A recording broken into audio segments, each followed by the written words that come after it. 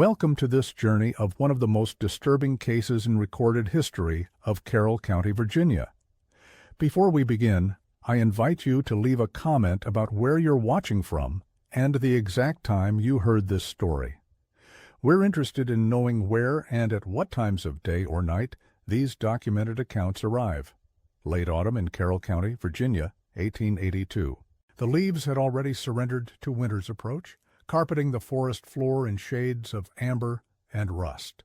Nestled in the foothills of the Blue Ridge Mountains, Hillsville stood as a testament to the resilience of its inhabitants, primarily Scotch-Irish settlers who had carved a life from the unforgiving terrain.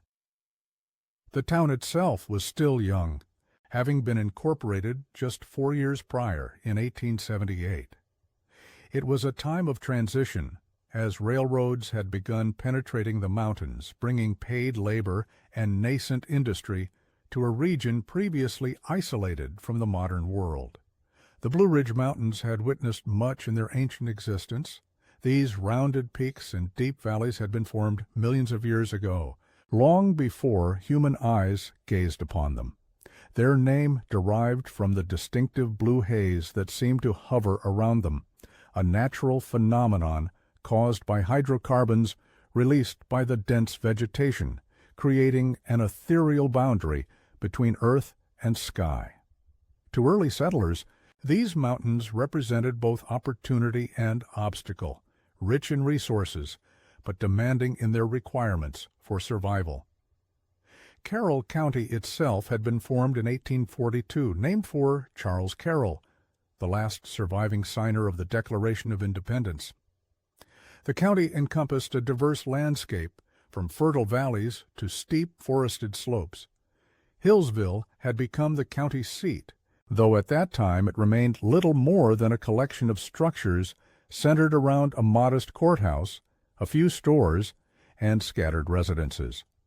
Most of the county's inhabitants lived in isolated homesteads, connected to the broader community by crude roads that became nearly impassable during winter months or heavy rainfall. The case I'm about to share with you was deliberately omitted from official records, a chapter of history deemed too disturbing to preserve in town archives. What remains are fragments, pages torn from church registries, cryptic notes scribbled in personal journals, and whispered accounts passed through generations. The story of what would later be known as the Campsite Massacre exists now only through these scattered remnants pieced together after decades of research. The autumn of 1882 had been particularly beautiful in the Blue Ridge. Vibrant colors painted the mountainsides in spectacular displays that locals described as the most magnificent in memory. But beneath this splendor, atmospheric conditions created what old-timers called speaking weather, unusual acoustic properties that caused sounds to carry great distances through the valleys. Residents reported hearing conversations from neighboring farms over a mile away, the clang of a blacksmith's hammer echoing for hours, and strange disembodied voices seemingly emanating from the forest itself. This phenomenon would later be noted as significant in understanding what transpired in those woods. There was nothing particularly remarkable about the Harrington homestead, located approximately 7 miles northwest of Hillsville proper. The 2-story timber structure stood alone against the vast wilderness that dominated Carroll County. The nearest neighbor was nearly 2 miles away, a common arrangement in these parts where land was plentiful and privacy valued above convenience. The home had been constructed in the traditional manner of the region, using hand-hewn logs, notched and fitted together, chinked with clay and straw to keep out the bitter mountain winds. Its foundation was built from local limestone, and a massive stone chimney dominated one wall, providing heat throughout the harsh winters. A covered porch wrapped around 2 sides of the structure, offering respite from summer heat and a place to perform various household tasks, while protected from the elements. Zachariah Harrington had purchased the 100-acre property in 1868, shortly after returning from the Civil War. Once a respected lieutenant in the Confederate Army, Zachariah carried both physical and psychological wounds from a conflict that had torn the nation apart. His service had earned him respect among locals, though few knew the extent of what he had witnessed during those bloody years of combat. Military records recovered decades later would reveal his participation in some of the war's most brutal engagements, including the Battle of Cold Harbor, where nearly 7 outer Union soldiers fell in a single hour. Those who had served alongside Zachariah spoke of a transformation they observed in him during the war. He had enlisted as an idealistic young man, described by his commanding officer as possessing remarkable intelligence and enthusiasm. By 1864, however, reports noted his detached demeanor and unusual interest in the effects of combat on the human psyche. One fellow soldier wrote in his diary about Zachariah's habit of walking among the wounded after battles, observing their suffering with clinical detachment rather than compassion. The Harrington home sat at the edge of a clearing with the dense forest of oak, hickory, and pine trees stretching behind it like a dark curtain. A narrow dirt path served as the only connection to the main road leading to town.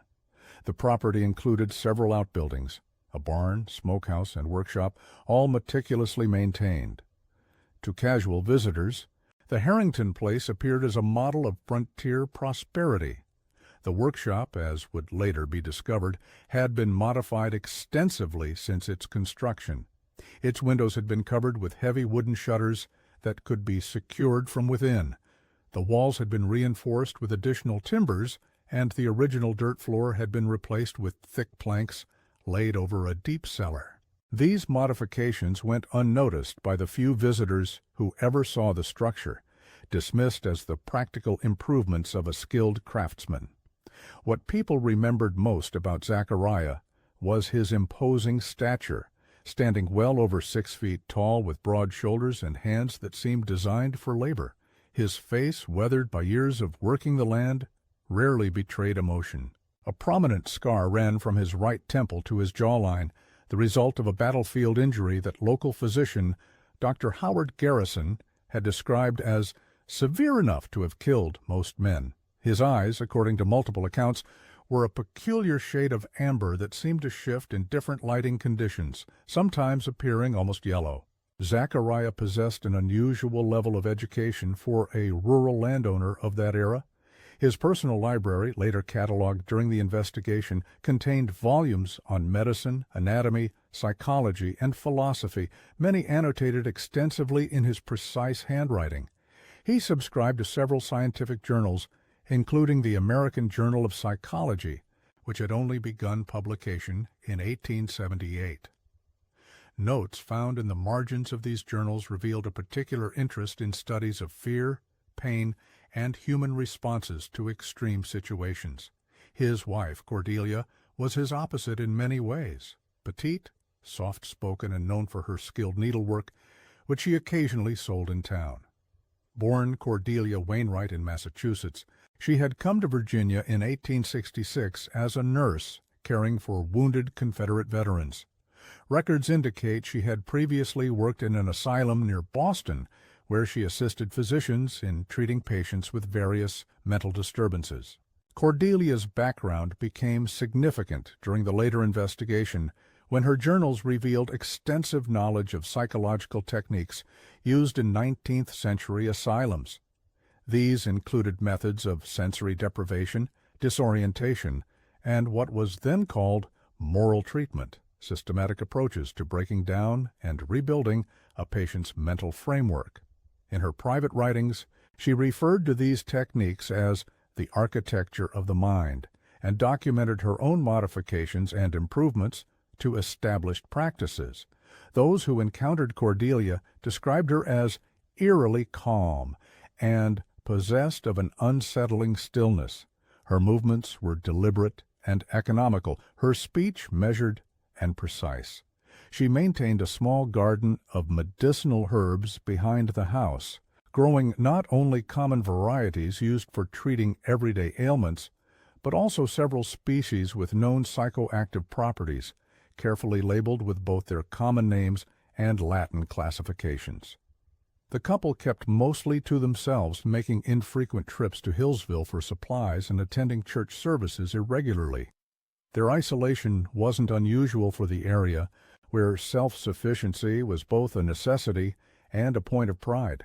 Neighbors respected their privacy, and the Harringtons, in turn, offered assistance when needed, lending tools or providing surplus from their harvest. Esther Whitaker, who operated the town's small apothecary, later testified that Cordelia regularly purchased unusual quantities of certain substances, potassium bromide, laudanum, chloral hydrate, and various botanical extracts. When questioned about these purchases, Cordelia explained they were for treating Zachariah's war spells, episodes of agitation and sleeplessness that plagued many veterans.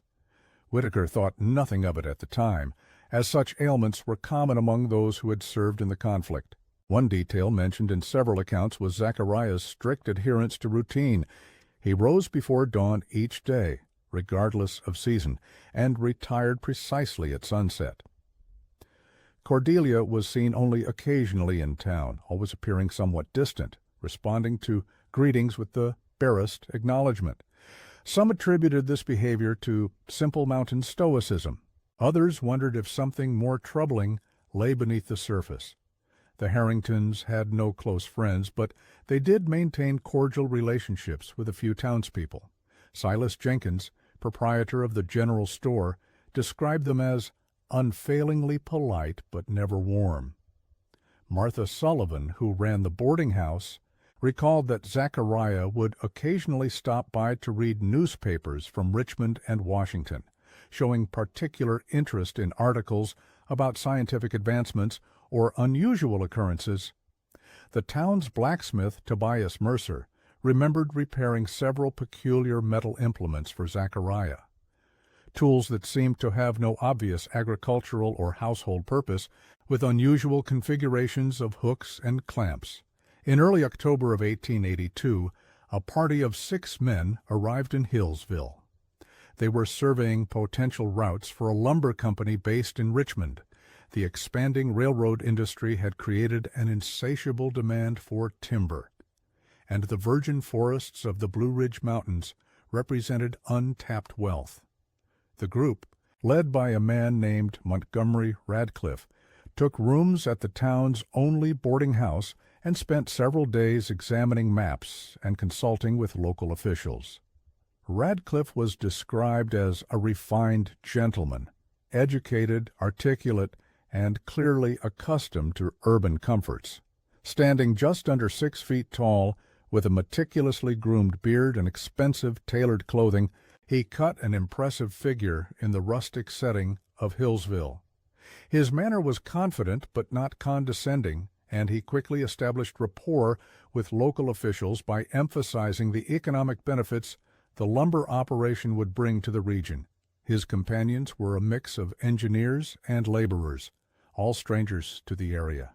Harrison Wells, the chief engineer, was a serious, methodical man with extensive experience mapping difficult terrain throughout Virginia and North Carolina. Brothers Cyrus and Edwin Thornton were skilled woodsmen who had worked for various lumber operations along the eastern seaboard. Samuel Fisher and Theodore Cooper, both recent graduates of an engineering school in Pennsylvania, rounded out the group, eager to prove themselves on their first major assignment.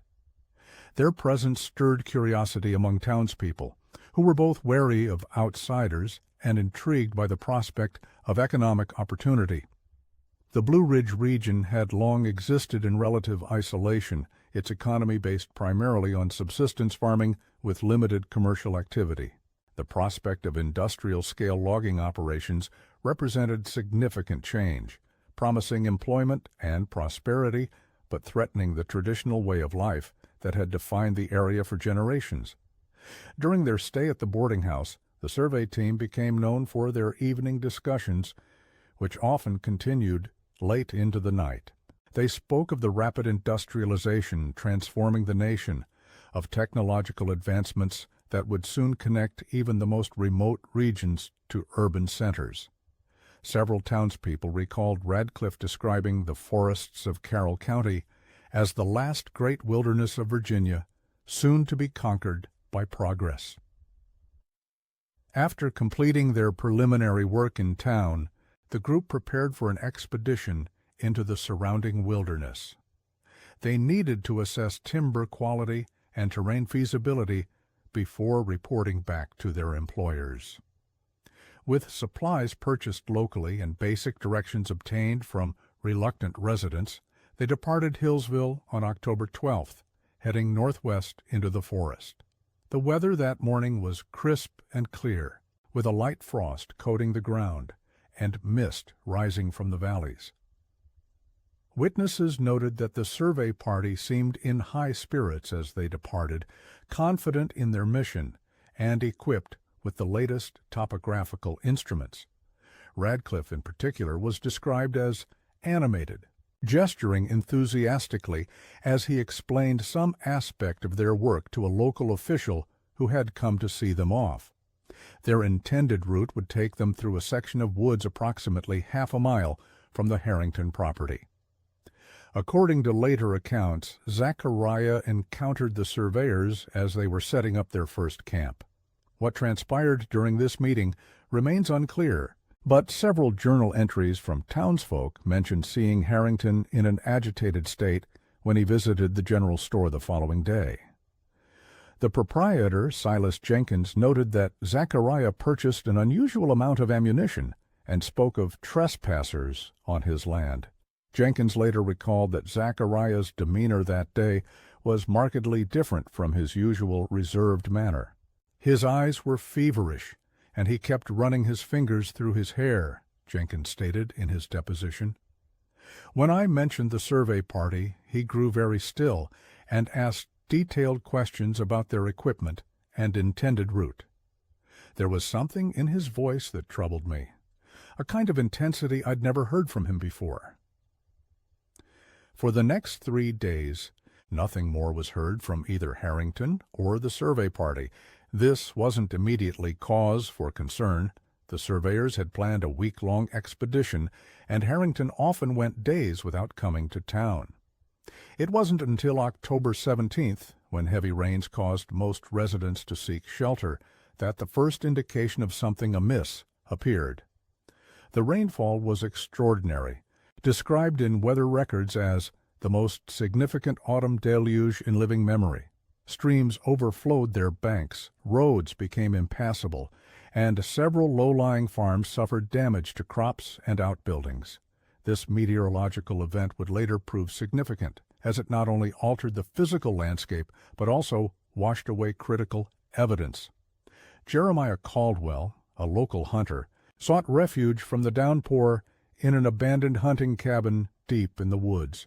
Inside, he discovered a leather satchel containing maps and documents bearing the lumber company's letterhead. Believing the surveyors had simply lost the item, Caldwell brought it to town the next day, intending to leave it at the boarding house for their return.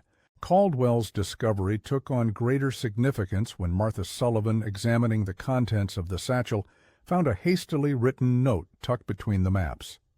Though partially obscured by water damage, the message, later attributed to Harrison Wells, contained alarming phrases. Being observed. Unnatural arrangements in the forest. Radcliffe believes coincidence, but cannot explain. Will attempt return by eastern route. Avoid the standing stones. When the survey party failed to reappear by October 20th, concern began to grow. The boarding house owner, Martha Sullivan, reported that they had left most of their belongings in their rooms, clearly planning to return. A search party was hastily organized, consisting of the sheriff and 5 volunteers. Sheriff Elijah Monroe was a veteran of the same Confederate regiment in which Zachariah had served. A methodical and experienced lawman, Monroe had developed a reputation for thoroughness and impartiality in his 10 years as county sheriff. The volunteers included Jeremiah Caldwell, Thomas Burke, a former military scout with extensive knowledge of the surrounding wilderness, Dr. Howard Garrison, the town physician, and brothers Nathaniel and Joshua Edwards, whose property adjoined the forest where the surveyors had been heading. The search party departed at dawn on October 21st, equipped with supplies for several days and armed with rifles and pistols, standard precautions for wilderness travel, though some later accounts suggest Monroe had specific concerns that prompted the heavy armament. The morning was clear but cold, with frost lingering in shadowed areas and the forest floor still damp from the recent rains. What they discovered would haunt Carroll County for decades to come. The search party followed the surveyors' known route, eventually coming upon their abandoned campsite approximately 3 miles from town. Equipment lay scattered, suggesting a hasty departure. More troubling were the dark stains on the ground and tree trunks, unmistakably blood, though rain had washed away much of the evidence. No bodies were found, but torn fragments of clothing caught on brambles led the searchers deeper into the forest. Dr. Garrison's notes, recovered later, described the campsite in clinical detail. Area of approximately 20 feet in diameter shows signs of violent struggle. Blood spatter patterns indicate multiple points of origin. Found 3 distinct sets of footprints leading away from site, one set notably deeper than others, suggesting a person carrying a heavy burden. Most disturbing was the arrangement of small stones in a precise circular pattern, each exactly 4 inches from the next, seemingly undisturbed by the struggle that occurred around them. The trail eventually led to a second site, where signs of violence were more pronounced. A broken compass, shredded maps, and a single boot containing what appeared to be human remains indicated something terrible had occurred. Still, the search party pressed on, following a meandering path that seemed to double back on itself multiple times. Thomas Burke noted in his subsequent statement that the path they followed defied natural movement patterns. He explained, "A man fleeing through the woods, even in panic, follows certain logical routes, downhill rather than up, around obstacles rather than over." This trail seemed deliberately designed to confuse, leading through dense undergrowth when clearer paths were available, crossing the same stream at different points, creating a disorienting effect that I, with all my experience as a scout, found challenging to navigate. More disturbing were the markers they began to notice along the trail. Small arrangements of sticks, stones, and other natural materials formed into patterns that Burke described as unnatural and unsettling to observe. Some resembled recognizable symbols, arrows, crosses, stars, while others seemed entirely abstract. All gave the impression of deliberate placement rather than random occurrence. As the search party ventured deeper into the forest, several members reported experiencing unusual sensory effects. Joshua Edwards described a persistent buzzing sound that seemed to come from all directions at once. Nathaniel Edwards mentioned momentary disorientation, as though the forest itself had shifted position. Dr. Garrison documented his own experience of unusual visual phenomena, peripheral movements that disappeared when directly observed, and a curious distortion of distance perception. It was Sheriff Elijah Monroe who first suggested they check the Harrington property. His reasoning wasn't recorded, though later accounts suggest he had harbored suspicions about Zachariah for years, dating back to incidents immediately following the war. The group arrived at the Harrington homestead just before dusk on October 21st. The house stood silent. No smoke rose from the chimney despite the autumn chill. The barn door swung on its hinges, creaking in the wind. Sheriff Monroe approached the main house while the others spread out to check the outbuildings. The front door was unlocked, opening to reveal an immaculate interior, floors swept, dishes washed and stacked, not an item out of place. Yet the house was empty. No sign of Zachariah or Cordelia could be found. Dr. Garrison noted the unusual temperature inside the house, unnaturally cold, well below what would be expected even in an unheated structure. He also documented a persistent odor, medicinal in nature that could not be attributed to any common household substance. Most peculiar was his observation about the home's acoustics. Words spoken aloud seemed to linger, repeating faintly as though the walls themselves retained the sounds. Dee-doo-deer. It was in the workshop behind the house where the first true horror was discovered. The small wooden structure, typically used for repairing tools and equipment, had been transformed. The walls were lined with an assortment of handmade implements, modified farming tools with sharpened edges, hooks fashioned from scrap metal, and restraints created from leather straps and chains. Jeremiah Caldwell's statement described the workshop in vivid detail. The floor had been modified to slope slightly toward a central drain. Channels had been carved into the wood, all leading to this central point. The work table dominated the room, a massive oak slab bolted to the floor with restraints positioned at precise intervals around its perimeter. Above hung a complex arrangement of mirrors, angled to provide multiple perspectives of whatever lay on the table below. A large workbench dominated the center of the room, its surface stained dark. Beneath it lay a collection of personal effects: pocket watches, eyeglasses, wallets, items that would later be identified as belonging to not only the missing surveyors, but to at least 7 other individuals who had disappeared while traveling through Carroll County over the previous decade.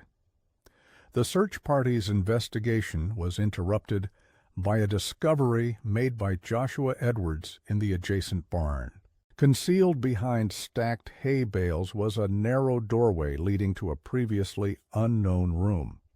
This space, approximately 10 feet square, contained what appeared to be observation equipment, telescopes, field glasses, and several notebooks filled with detailed descriptions of the surrounding forest, including precise measurements of distances between specific trees, clearings, and natural formations. More disturbing still was the discovery in the root cellar. Accessed through a trapdoor in the workshop floor, the underground chamber had clearly been enlarged from its original dimensions. Supporting beams created a space approximately 15 feet square, with walls lined in rough-hewn shelves. On these shelves sat dozens of glass jars containing preserved remains, tissue samples according to the physician who later examined them. Each jar was meticulously labeled with dates spanning back to 1869. Dr. Garrison's examination of these specimens revealed them to be primarily nerve tissue and portions of sensory organs, eyes, ears, sections of skin with concentrated nerve endings. His notes expressed professional admiration for the preservation techniques employed, describing them as advanced beyond current medical practice, before concluding with a personal observation. I cannot reconcile the scientific precision evident in this collection with the depravity it represents. A journal found beneath a loose floorboard in the main house provided the most chilling evidence.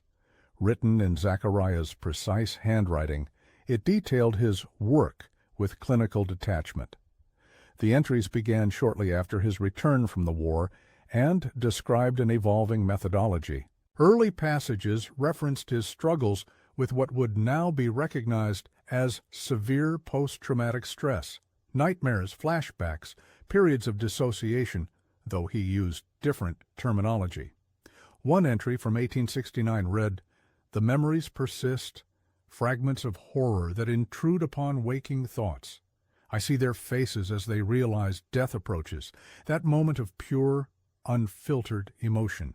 There is something transcendent in that instant, something I must understand more completely." The war provided abundant opportunity for observation, but conditions were chaotic, variables, uncontrolled. A more systematic approach is required. Later entries revealed a mind descending into something far darker. Zachariah wrote of specimens and subjects, describing their reactions to various stimuli with scientific precision. He noted which techniques elicited specific responses, cataloging what he called the architecture of fear. The final entries, dated October 13-15, 1882, detailed his encounter with the survey party and subsequent actions. An entry dated July 1874 described what appeared to be a breakthrough in his research. C's suggestion to modify the environment rather than the subject directly has proven remarkably effective. By manipulating external stimuli, sound, light, spatial orientation, we can induce profound psychological effects without physical contact. The subject's mind becomes the primary instrument of its own transformation. They begin to perceive threats where none exist, attribute agency to inanimate objects, construct elaborate narratives to explain their experiences. The human mind, confronted with the inexplicable, creates its own horrors. According to his journal, Zachariah had become convinced that the surveyors represented a threat not merely to his property, but to what he called his sacred work. He described observing them for hours before approaching their camp, assessing their habits and vulnerabilities. He introduced himself as a local resident, offering assistance, gaining their trust before leading them to a predetermined location deeper in the forest. What happened next was documented with disturbing thoroughness. Zachariah had prepared the site in advance, creating traps and obstacles that separated the men from one another. Disoriented and isolated in unfamiliar terrain, they became easy targets. He took them one by one over the course of 2 days, transporting them back to his workshop during the night. His description of these events was devoid of emotion or moral consideration. He detailed each man's responses to the situations he had engineered, noting individual variations in their psychological deterioration.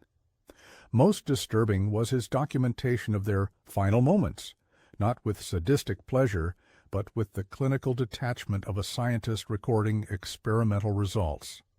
The final journal entry ended abruptly mid-sentence.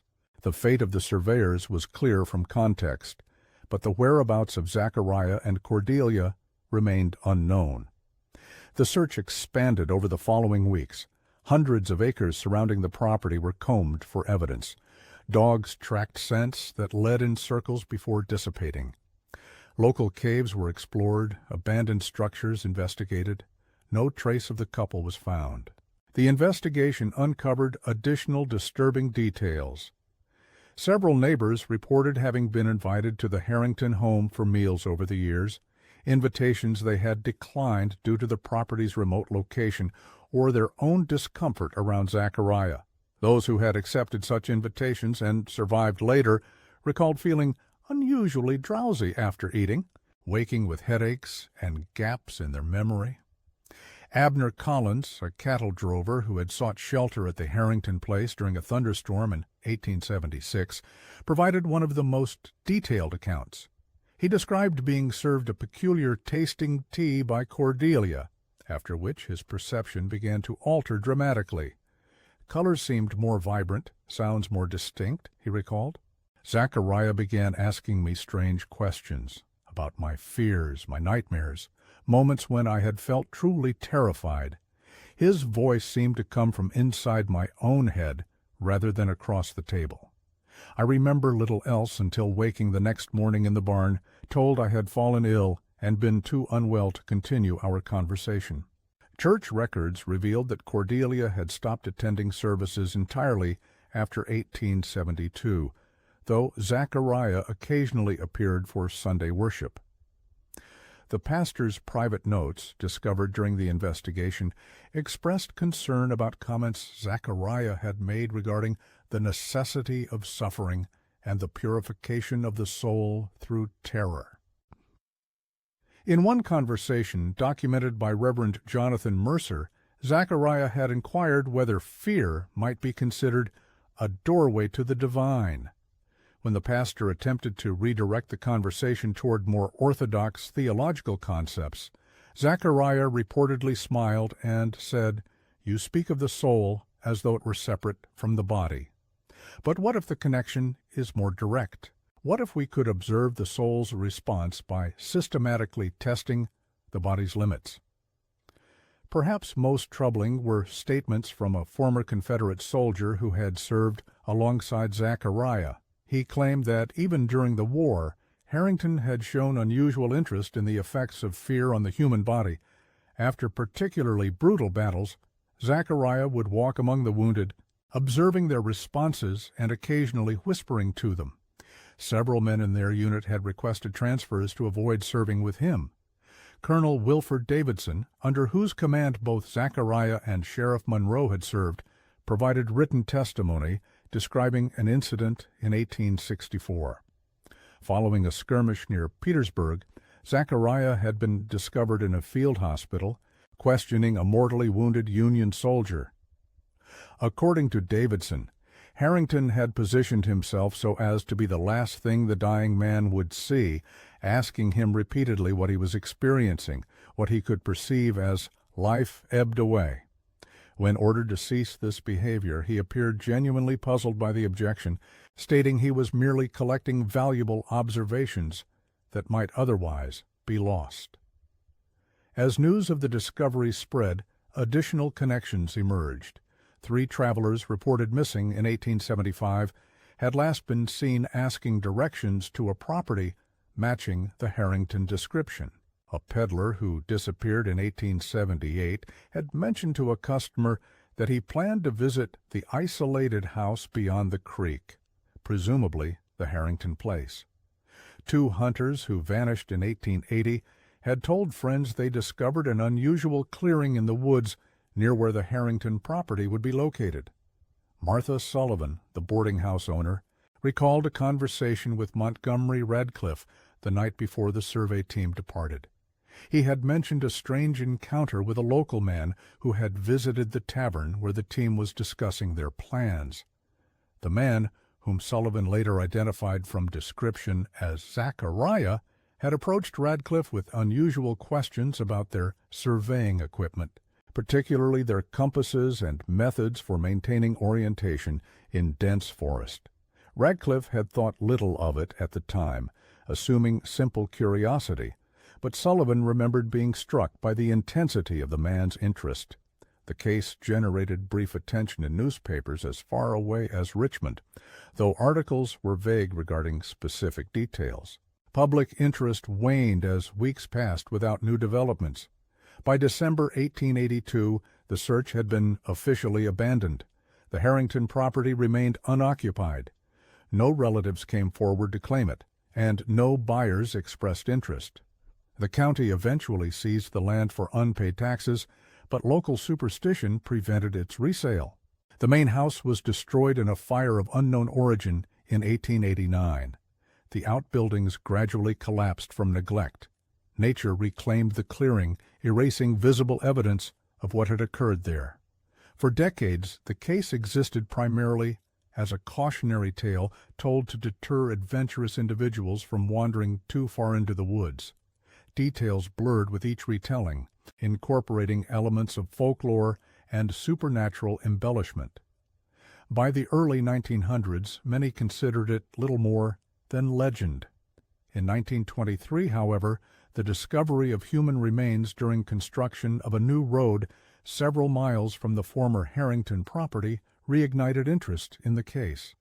The skeletal remains of 2 individuals, one male, one female, were unearthed alongside a metal box containing items identified as belonging to Zachariah and Cordelia Harrington. The condition and positioning of the remains suggested a murder-suicide, though the specific circumstances could only be speculated upon. The male skeleton showed evidence of a gunshot wound to the temple, while the female remains indicated no obvious cause of death. Forensic techniques of the era were limited, but examinations suggested both had died within a short time of one another, approximately 40 years prior, consistent with their disappearance in 1882. More significant was what the metal box contained, additional journal entries continuing beyond those found in 1882, indicating that Zachariah had fled with Cordelia after realizing his workshop had been discovered. These final writings revealed the most disturbing element of the entire case, Cordelia's role. Far from being a passive victim or unwilling accomplice, she had been an active participant from the beginning. Her journals, written in a neat, precise hand, detailed her own observations and experiments. Trickus, where Zachariah focused on physical responses to fear, Cordelia documented psychological aspects, the breakdown of personality, the effects of isolation, the stages of acceptance, as victims realized their fate. One particularly chilling entry from Cordelia's journal read, Z continues to focus on the moment of culmination, that final transition when fear reaches its apex. My interest lies in the extended journey toward that point, the gradual erosion of certainty, the construction of new belief systems to accommodate increasingly disturbing experiences, the fascinating adaptability of the human mind when confronted with systematic destabilization. Today's subject demonstrated remarkable resilience, maintaining logical thought processes for nearly 72 hours before succumbing to the carefully constructed narrative we had created for him. Together, they had refined their methodology over years of trial and error. Zachariah's military experience provided technical knowledge of inflicting pain without causing immediate death. Cordelia's intuitive understanding of the human mind allowed them to maximize psychological suffering. They viewed their actions not as crimes but as a form of research, a study of human nature at its most primal. Their journals revealed a progression in their techniques, moving from direct physical intervention toward more sophisticated environmental manipulation. Early entries described conventional approaches to inducing fear, isolation, restraint, pain. Later passages detailed elaborate scenarios constructed in the forest surrounding their property, designed to create profound disorientation and terror without physical contact. Zachariah wrote, "We have discovered that the forest itself can become our instrument by subtly altering familiar patterns, repositioning landmarks, creating false trails, introducing controlled auditory and visual stimuli. We can induce states of extreme psychological distress that no direct application of force could achieve." The subject becomes complicit in their own transformation, their mind creating terrors far beyond what we could devise. The final entries, presumably written just before their deaths, expressed no remorse. Instead, they contained detailed instructions for preserving their findings and continuing their work. They described locations where additional documentation was hidden and provided names of individuals they believed shared their scientific interests. RT. The last page of Zachariah's journal contained what appeared to be his final thoughts. "Our work will not end with our physical existence. We have altered this landscape permanently, embedding our methodology within the fabric of the forest itself. The patterns we have established will continue to function, drawing in the unwary, documenting their responses through mechanisms that require no human oversight. We have created a living laboratory that will generate data long after we have departed. Others will eventually discover our methods, understand our purpose, and continue what we have begun. The architecture of fear transcends its architects." Authorities acted quickly to suppress this information. The journals were confiscated as evidence and allegedly destroyed after the investigation concluded. The remains were buried in unmarked graves in the county cemetery. Official reports attributed the deaths to unknown causes, making no mention of the campsite massacre or the Harringtons' other victims. The decision to conceal these discoveries was documented in private correspondence between Sheriff William Thornton, who held the office in 1923, and County Judge Horace Blackwood. Thornton argued that publicizing the full details would only serve to inflame public hysteria and damage the county's reputation permanently. Judge Blackwood concurred, adding that some horrors are best left buried, for the safety and sanity of all concerned. Yet fragments of information survived. A court clerk made unauthorized copies of several journal pages before their destruction. A deputy sheriff spoke of what he had seen to his wife, who recorded his account in her diary. The physician who examined the remains wrote a private monograph on his findings, which remained among his personal papers until discovered by his grandson in 1952. These scattered pieces remained disconnected until 1967, when historian Ambrose Whitaker began researching disappearances in the Blue Ridge Mountain region during the post-Civil War period. Initially focused on economic factors driving population movement, Whitaker stumbled upon references to the Harrington case in county tax records. His subsequent investigation, conducted over 2 years, uncovered many of the surviving documents.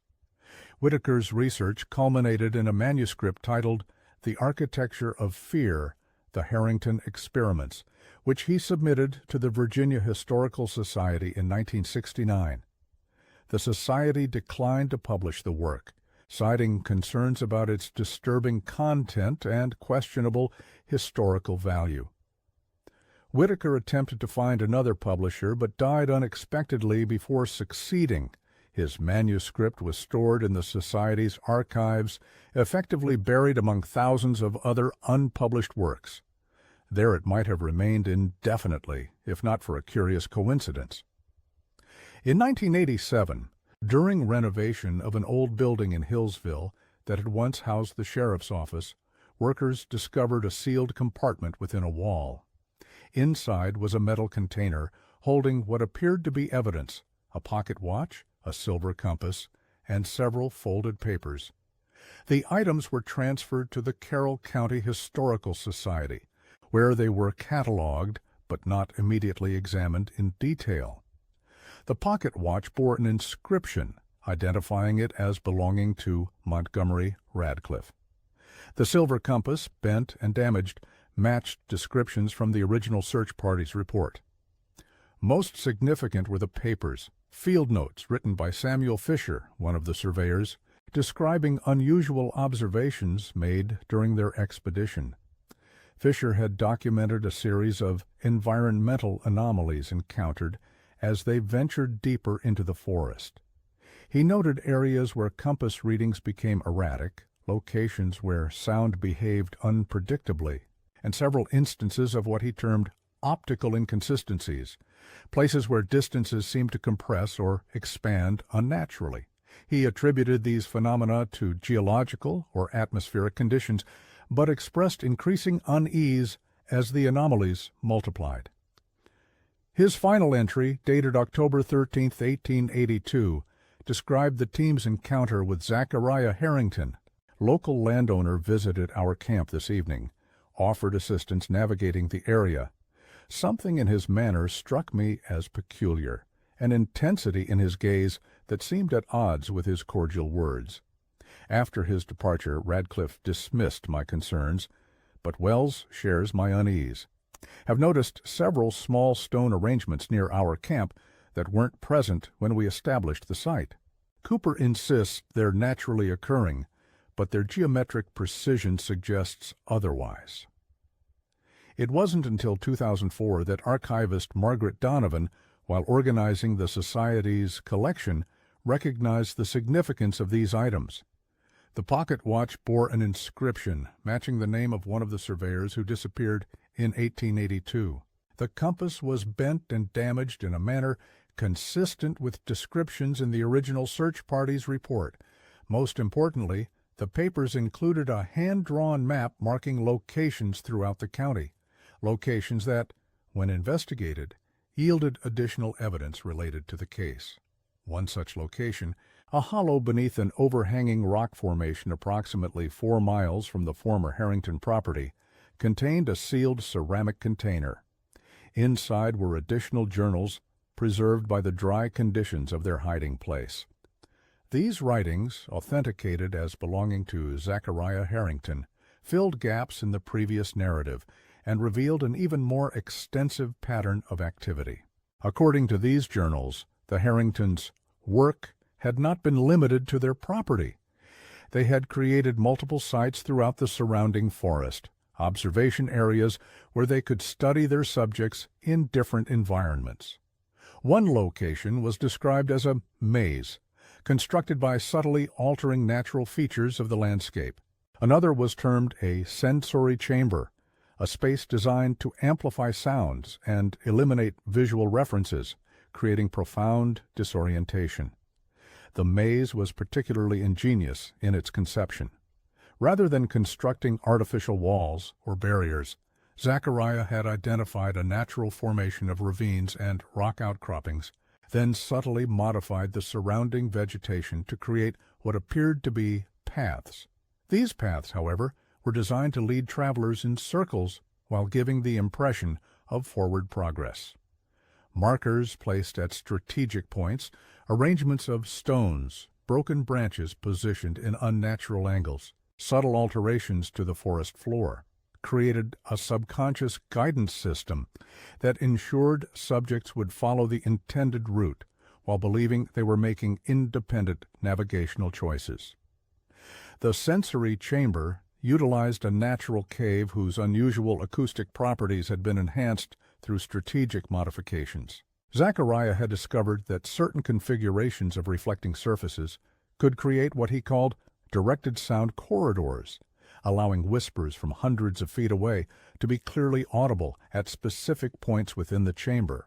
By positioning observers at various locations outside the cave, the Harringtons could create the impression of voices emanating from empty air, seemingly moving around the subject unpredictably. Most disturbing was Zachariah's description of what he called the camp, the very location where the survey party had first established their base. This site, he wrote, had been carefully selected and prepared years in advance. Subtle alterations to trails ensured that travelers frequently chose it for overnight stops. Unnatural features were disguised to appear coincidental, a clearing that offered convenient flat ground, a rock formation that provided shelter, a stream that supplied fresh water, all designed to attract weary travelers.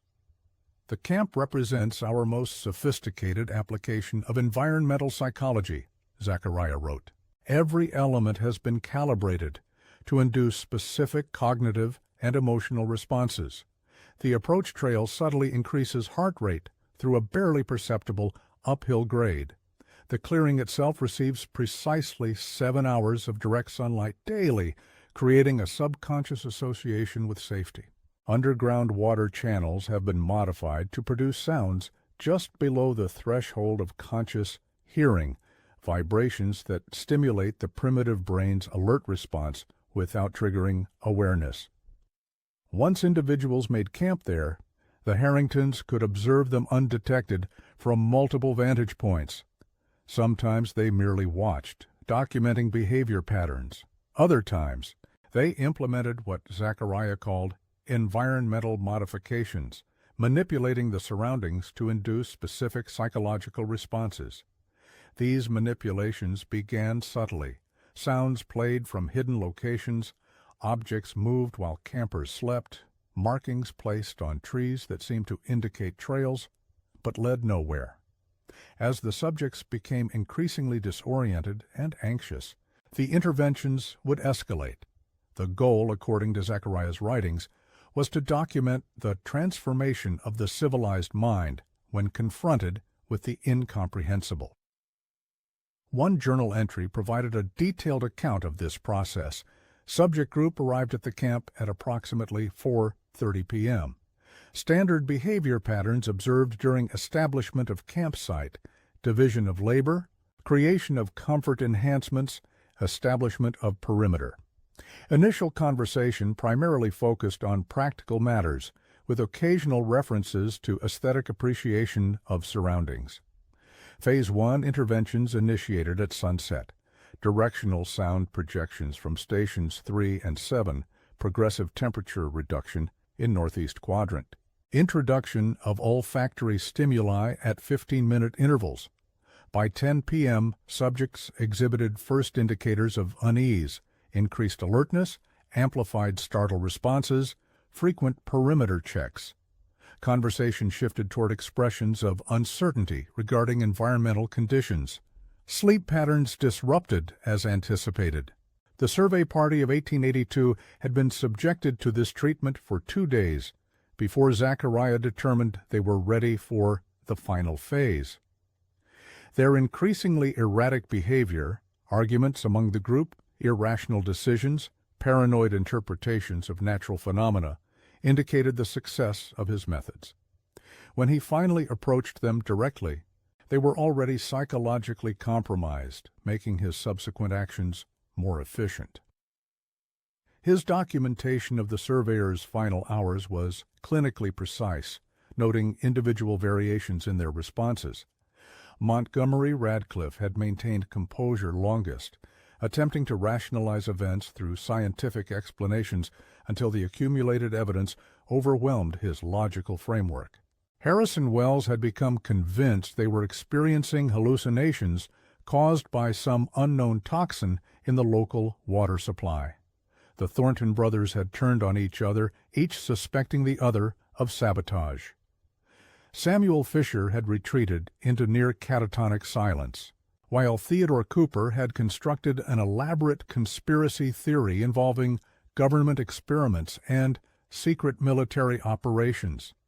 These journals also revealed why the Harringtons had targeted the surveyors specifically. Beyond their convenient vulnerability as outsiders, they represented an existential threat. The lumber operation they planned would have eventually consumed the forest containing the Harringtons' various sites. More immediately, their mapping activities risked documenting locations the couple had worked for years to keep hidden. "The surveyors represent progress encroaching upon our laboratory," Zachariah wrote. "Their instruments would measure, their maps would record, their roads would penetrate. The wilderness would be rendered known, classified, subdued. Our work requires mystery, uncertainty, the fundamental human experience of confronting the unknown. We must preserve this space against the relentless advance of rationality and industrial order." The final pages of the journal describe the Harringtons' flight after discovering their workshop had been found. Unable to return to their home and lacking supplies for an extended journey, they apparently made a decision to end their lives rather than face capture. However, Zachariah expressed no regret about their actions being discovered. Rather, he wrote of planting seeds that would germinate long after their deaths, suggesting that some aspect of their work had been designed to continue without their direct involvement. "We have encoded our methods into the landscape itself," one of the final entries read. "The patterns we have established will persist, self-sustaining and self-perpetuating. The forest has been trained, its natural processes subtly redirected to serve our purposes. Those who enter certain areas will continue to experience our designed effects, their responses feeding back into the system, refining and evolving it further. We will be gone, but our laboratory remains operating independently of our presence." This possibility prompted a re-examination of unusual incidents in Carroll County in the decades following the Harringtons' deaths. Between 1890 and 1920, there were at least 11 documented cases of travelers experiencing extreme disorientation in the forests surrounding Hillsville. 3 separate accounts described encountering what appeared to be deliberate trail markers leading into increasingly difficult terrain. Most disturbing were 4 cases of individuals found in a state of severe psychological distress, unable to coherently explain what had happened to them. In 1897, a hunting party discovered a man wandering near the former Harrington property, severely dehydrated and exhibiting signs of extreme psychological trauma. When recovered sufficiently to speak, he described becoming lost, after following markers that repeatedly led him back to the same locations, despite his attempts to navigate away from them. He reported experiencing auditory hallucinations, whispers that seemed to come from the trees themselves, and finding small arrangements of stones that would appear and disappear overnight. Most disturbing was his insistence that the forest was watching, recording, learning from my responses. Similar incidents occurred in 1903, 1911, and 1918, each following a pattern consistent with the psychological manipulation techniques described in the Harrington journals. The affected individuals had no connection to one another, came from different backgrounds, and had no prior knowledge of the Harrington case or the specific areas where they experienced their episodes. Could these incidents be the result of the Harringtons' seeds? Had they trained others to continue their work or created self-sustaining systems that functioned without human intervention? The surviving documentation provides hints, but no definitive answers. Margaret Donovan's investigation, conducted between 2004 and 2005, attempted to locate some of the sites mentioned in Zachariah's recovered journals, using GPS technology and detailed topographical maps. She identified several locations that matched the descriptions provided. What she found was both fascinating and unsettling. The area described as the camp could be located with reasonable certainty based on geographical markers mentioned in the journals. The clearing still existed, though now surrounded by different vegetation due to forest succession over the intervening century. Donovan reported that her electronic equipment, GPS units, digital cameras, audio recorders, experienced unusual malfunctions while in this location. Compass readings showed slight but consistent variations from expected values, and team members reported a persistent sense of being observed, despite confirming they were alone in the area. Archaeological investigation revealed subtle but significant alterations to the natural environment. Drainage patterns had been modified through the construction of underground channels. Certain trees showed evidence of having been deliberately planted in specific configurations. Rock formations that appeared natural were discovered to have been carefully constructed to create particular acoustic effects. Most significant was the discovery of what Donovan termed trigger points, locations where subtle environmental cues converged to create specific sensory effects. These included spots where sunlight would be filtered through vegetation to create particular patterns at certain times of day, areas where sound from distant locations would be focused through natural acoustic channeling, and perspectives from which the landscape created optical illusions of distance and scale. What is certain is that the area surrounding the former Harrington property developed a reputation that persists to this day. Local residents avoid certain sections of the forest. Hikers report unusual sensations of being watched. GPS devices have been known to malfunction in specific locations. These could be coincidences or the power of suggestion affecting perception, or they could be echoes of what the Harringtons created. Forest Service Ranger Philip Morgenstern, who participated in Donovan's investigation, noted in his report, "I've worked in national forests across the country for 27 years and have never encountered an area that elicits such consistent psychological responses from visitors. People with no knowledge of the area's history report similar experiences, feelings of disorientation, time distortion, and the distinct sense that the environment is somehow responsive to their presence." From a scientific perspective, many of these effects can be attributed to unusual geological and topographical features.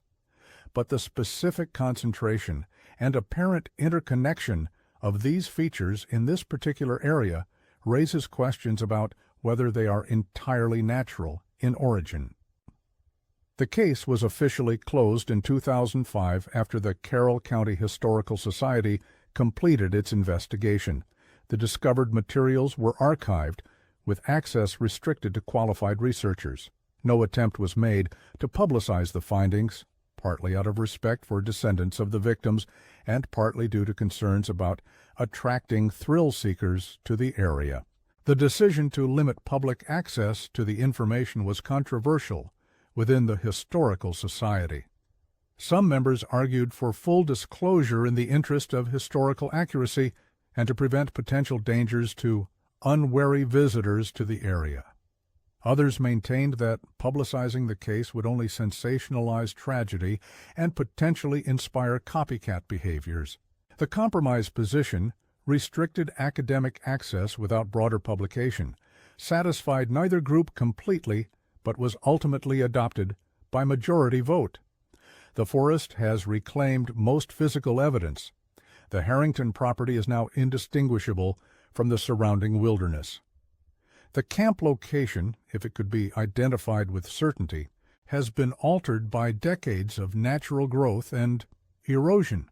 What remains are the records, incomplete, fragmented, but sufficient to reconstruct the outlines of what occurred. Perhaps the most unsettling aspect of the case is how effectively it was suppressed for so long. Official documents were destroyed or hidden. Newspaper accounts were vague and quickly forgotten. Those with direct knowledge died or moved away. Within a generation, a series of horrific crimes had been reduced to local legend. This pattern of institutional amnesia raises uncomfortable questions. How many other Zachariah and Cordelia Harringtons might have existed throughout history, their actions obscured by time and deliberate obfuscation? What other horrors lie buried in county archives and historical society collections, waiting to be discovered? The campsite massacre stands as a reminder of humanity's capacity for calculated cruelty and of how easily such events can be erased from collective memory. The forests of Carroll County have grown over the physical evidence, but the psychological impact lingers like a shadow across the landscape. Some local residents still refuse to enter certain areas of the woods after sunset. Others claim to hear unusual sounds emanating from the depths of the forest on particularly still nights. Is this merely the power of suggestion or something more? The final journal entry recovered from the ceramic container offers a chilling possibility. We will be gone, but our work continues. We have seeded the forest with our methods. The trees themselves have been trained to observe. The paths remember where to lead. Our laboratory will operate without our presence, collecting data for whoever is wise enough to interpret it. Fear has a life of its own, once properly cultivated. Dr. Janice Whitman, a geopsychologist who reviewed the case files in 2010, proposed a scientific explanation for some of the phenomena described. What the Harringtons may have inadvertently created is a form of conditioned environmental response. By systematically altering the landscape and establishing specific sensory triggers, they essentially trained both the environment and subsequent human visitors to participate in particular interactive patterns. These patterns, once established, could theoretically become self-reinforcing through continued human interaction, creating a feedback loop that persists long after the initial designers are gone. When asked if this explanation accounted for all reported phenomena in the area, Dr. Whitman was less certain. Science can explain much of what has been documented: unusual acoustic properties, visual anomalies resulting from particular landscape configurations, even the psychological responses of visitors to subtle environmental cues. But some elements remain difficult to reconcile with our current understanding of environmental psychology. The consistency of reported experiences across decades, the apparent adaptation of phenomena to different individuals, the progressive nature of the effects, these suggest something more complex than simple conditioned responses. The last known person to investigate the case directly was Dr. Eleanor Blackwood, a forensic psychologist who visited Carroll County in 2008. After spending 3 weeks researching the archived materials and attempting to locate sites mentioned in the Harrington journals, she abruptly abandoned her project and refused to discuss it further. Her only comment, made to the archivist as she returned her visitor's credentials, was, "Some things should remain buried. There are questions we shouldn't ask, answers we shouldn't seek." Before her sudden departure, Dr. Blackwood had been methodically documenting her experiences in the areas believed to be connected to the Harrington case. Her field notes, which remained in the Historical Society's possession, described increasingly unusual perceptual experiences as her investigation progressed. Initially scientific and detached in tone, her later entries became more subjective, documenting personal reactions and impressions rather than objective observations. Her final entry, dated the day before she departed, read simply, "I believe I understand now what Zachariah meant by the architecture of fear." It isn't about creating fear through external means. It's about constructing conditions that allow fear to build itself from within, using the mind's inherent tendencies as building materials. The most terrifying realization is not what they did, but what they understood about human nature to make it possible. Some knowledge, once acquired, changes the knower in ways that cannot be undone. Dr. Blackwood's academic career ended shortly thereafter. She resigned her university position and reportedly moved to a remote area of Alaska. Attempts to contact her for this account were unsuccessful. What truly happened in those woods in 1882? What became of all the Harrington's research? Does something still wait in the forests of Carroll County, observing, recording, perhaps even influencing those who venture too deep into the trees? The complete truth may never be known. As you consider these questions, remember that the Blue Ridge Mountains are ancient. They have witnessed countless human dramas unfold beneath their silent watch.